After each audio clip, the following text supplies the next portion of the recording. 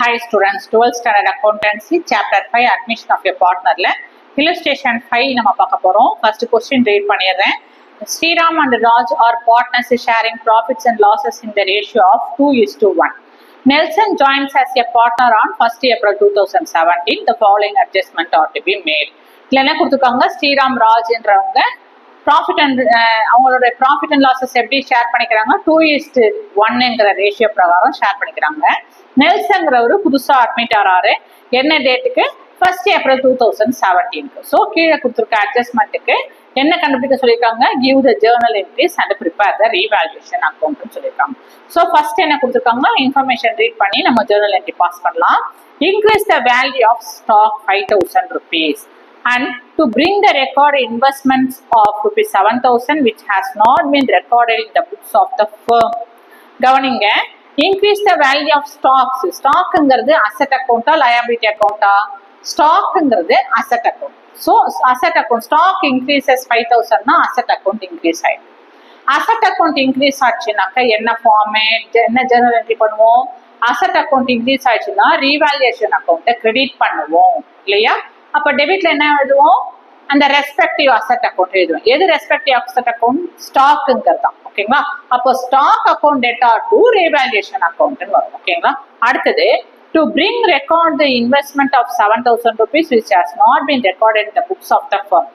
So இன்வெஸ்ட்மெண்ட்ங்கிறது asset அக்கௌண்டா liability அக்கௌண்டா? இன்வெஸ்ட்மெண்ட்ங்கிறது அசெட் அக்கௌண்ட். ஓகேங்களா? அது என்ன பண்ணிட்டாங்க, இன்வெஸ்ட்மெண்ட் 7,000 rupees இன்வெஸ்ட் பண்ணிருக்காங்க, ஆனா அக்கௌண்ட் புக்ல ரெக்கார்ட் பண்றதுக்கு மறந்துட்டாங்க. ஸோ அது இப்போ என்ன பண்றாங்க, கணக்கு கொண்டு வராங்க. To bring to record investment 7,000. இப்போ கணக்குல கொண்டு வந்த உடனே அசெட் அக்கௌண்ட் இன்க்ரீஸ் ஆகுதுங்களா? உங்களுக்கு இன்வெஸ்ட்மெண்ட் என்ன ஆயிடுச்சு, 7,000 rupees இன்க்ரீஸ் ஆயிடுச்சு. விட்டு போன ரெக்கார்டை இப்போ எழுதிட்டாங்க. அப்போ கணக்குல என்ன வந்துச்சு, அசெட் அக்கௌண்ட் இன்க்ரீஸ் ஆயிடுச்சு. அசெட் அக்கௌண்ட் இன்க்ரீஸ் ஆனாக்கா என்ன ஜேர்னல் என்ட்ரி எழுதுவீங்க, ரீவால்யூஷன் அக்கௌண்ட் கிரெடிட் பண்ணணும். அப்போ டெட்டார்ல என்ன வரும், respective asset account. Asset account எது, இன்வெஸ்ட்மெண்ட். ஓகேங்களா? அப்போ ஃபர்ஸ்ட் இன்ஃபர்மேஷன்ல stock account debtor 5,000 rupees, investment account debtor 7,000 rupees to revaluation account 12,000. Stock narration என்ன எழுதுவீங்க, stock account increased and investment account unrecorded is to be ரெக்கார்டட்னு ஷார்ட்டா எழுதிடுறோம். அடுத்தது மூணாவது இன்ஃபர்மேஷன் கவனிங்க, reduce the value of office equipment 10,000 rupees. A provision would also be made for outstanding wages 9,500. இப்போ office எக்யூப்மெண்ட்ங்கிறது என்னது, அசெட் அக்கௌண்டா லயபிலிட்டி அக்கௌண்டா கண்டுபிடிக்கணும். ஆஃபீஸ் எக்யூப்மெண்ட்ங்கிறது ஒரு அசெட் அக்கௌண்ட். எப்படின்னா ஆஃபீஸ்ல இருக்க ஃபர்னிச்சர், டேபிள், சேர், சோஃபா, டீபாய், அப்புறம் ஃபைல்லாம் வைக்கிற கபோர்டு, பீரோ, இதெல்லாம் இருக்கும் இல்லையா? ஸோ இது எல்லாமே ஃபர்னிச்சர்ல வரும், ஆஃபீஸ் எக்யூப்மெண்ட்ல வரும். கலெக்டிவா ஆஃபீஸ் எக்யூப்மெண்ட்னு சொல்லுவாங்க. இது எங்க போகும், அசெட் அக்கௌண்ட்டுக்கு வரும். ஸோ ஆஃபீஸ் எக்யூப்மெண்ட் ரெடியூஸ்டுனா என்னது, அசெட் அக்கௌண்ட் ரெடியூஸ் ஆயிடுச்சு. ஓகேங்களா? அசெட் அக்கௌண்ட் ரெடியூஸ் ஆச்சுன்னா என்ன ஜேர்னல் எழுதுவீங்க, அசெட் அக்கௌண்ட் ரெடியூஸ் ஆச்சுன்னா ரீவேல்யூஷன் அக்கௌண்ட்டை டெபிட் பண்ணணும். அப்ப கிரெடிட்ல என்ன எழுதுவீங்க, அந்த அசெட் அக்கௌண்ட் நேம் எழுதுவீங்க, office equipment account to office equipment account எழுதுவீங்க. A provision would also be made for outstanding wages 9,500 rupees. Outstanding wagesனால என்ன அர்த்தம், நீங்க கூலி, வேஜஸ்னா என்ன, சேலரினா சம்பளம், வேஜஸ்னா கூலி. உங்க ஃபேக்டரியில ஒர்க்கர் ஒர்க் பண்றாரு, 15,000 ரூபாய் அவருக்கு கூலி தரணும். ஒரு மாசம் வேஜஸ்னா டெய்லி கூலியும் தருவாங்க, ஏதோ இருக்கும். ஓகேங்களா? ஒரு 3 மாசமா அவருக்கு என்ன பண்ணல, பெண்டிங் இருந்துட்டே இருக்கு. அப்போ 9,500 rupees என்னது, அவுட்ஸ்டாண்டிங் வேஜஸ், நீங்க தர வேண்டியது அந்த உங்களுடைய ஒர்க்கருக்கு பெண்டிங்ல இருக்கு. அப்போ அது எக்ஸ்பென்சஸ் தானே. எக்ஸ்பென்சஸ்னா என்னது, அசெட்ல வருமா லயபிலிட்டில வருமா? நீங்க தரணும்னா லயபிலிட்டி, உங்களுக்கு வர வேண்டியதெல்லாம் இருந்ததுன்னா அசெட். புரியுதுங்களா? உங்களுக்கு வரணும், ஃபர்முக்கு வரணும், பார்ட்னருக்கு வரணும்னா அசெட்.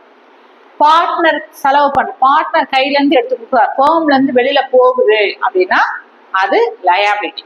ஸோ அவுட்ஸ்டாண்டிங் வேஜஸ்னா பெண்டிங் இருக்கு, இன்னும் கூலி தரல, 9,500 ரூபாய் பெண்டிங்ல இருக்கு, அது liability, expenses.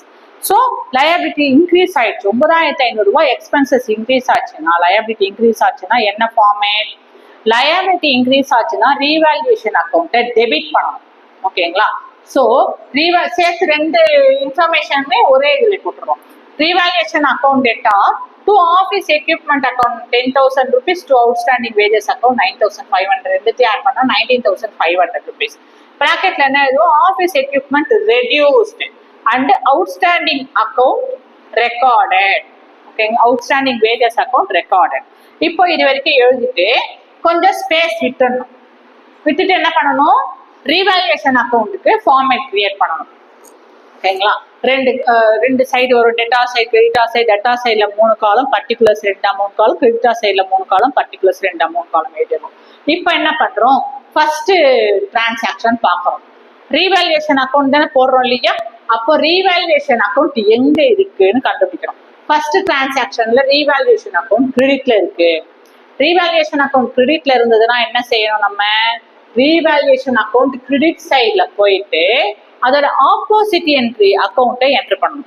So revaluation account credit சைட்ல போயிட்டு ஆப்போசிட் அக்கௌண்ட் என்ன இருக்கு? ஸ்டாக் அக்கௌண்ட் இருக்கு, இன்வெஸ்ட்மெண்ட் அக்கௌண்ட் இருக்கு. அப்போ கிரெடிட் சைட்ல நம்ம என்ன வேர்டு போட்டு ஸ்டார்ட் பண்ணுவோம்?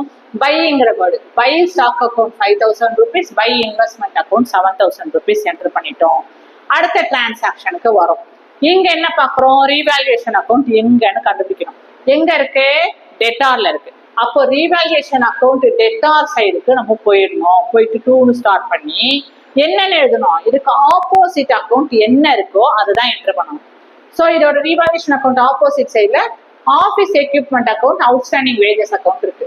அப்போ ரீவேல்யூஷன் அக்கௌண்ட் டெட்டார் சைட்ல போயிட்டு, ஏன்னா டெட்டார்ல தானே இருக்கு, டெட்டார்ல போயிட்டு 2 office equipment account 10,000 rupees, outstanding wages account 9,500 rupeesன்னு என்ட்ரு பண்ணிட்டோம்.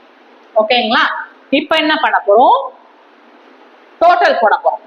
இருக்கிற ரெண்டு இதையும் நம்ம டிரான்ஸ்ஃபர் பண்ணிட்டோம், போஸ்ட் பண்ணிட்டோம். ஓகேங்களா? இப்ப என்ன பண்ணோம்? டோட்டல் போடணும்னா எந்த சைடு அதிகமா இருக்கு? டெட்டா சைடா, கிரெடிட்டா சைடா? டெட்டா சைட்ல தான் 10,000 plus 9,500 19,000 rupees இருக்கு. அப்போ 19,000 rupees ஹையர் வேல்யூவை தான் நம்ம என்ன செய்வோம்? டோட்டலா போடுவோம். ஸோ 19,000 rupees டோட்டலா ரெண்டு சைட்ல டெட்டார் அண்ட் கிரெடிட்டார்ல ஈக்குவலா நம்ம என்ன செஞ்சிடறோம்? ஒரே லைன்ல டோட்டல் போட்டுட்டோம். ஓகேங்களா? இப்போ டெபிட் சைட்ல டோட்டல் வந்தா, டெட்டார் சைட்ல டோட்டல் வந்தா, கிரெடிட்டார் சைட்ல தான் என்ன கிடைக்கும்? நமக்கு பேலன்சிங் ஃபிகர் கிடைக்கும். ஃபார்மேட் என்ன? டெட்டார் சைட்ல டோட்டல்னா கிரெடிட்டார் சைட்ல தான் ஃபார்மேட் பேலன்சிங் ஃபிகர் வரும். ஸோ கிரெடிட்டார் சைட்ல எவ்வளவு வருது? 5,000 plus 7,000 எவ்வளவு வருது? 12,000. 19,500 டோட்டல்ல இருந்து 12,000 போயிடுச்சுன்னா 7,500 rupees என்ன வந்திருக்கு? உங்களுக்கு பேலன்சிங் ஃபிகர் கிடைச்சிருச்சு.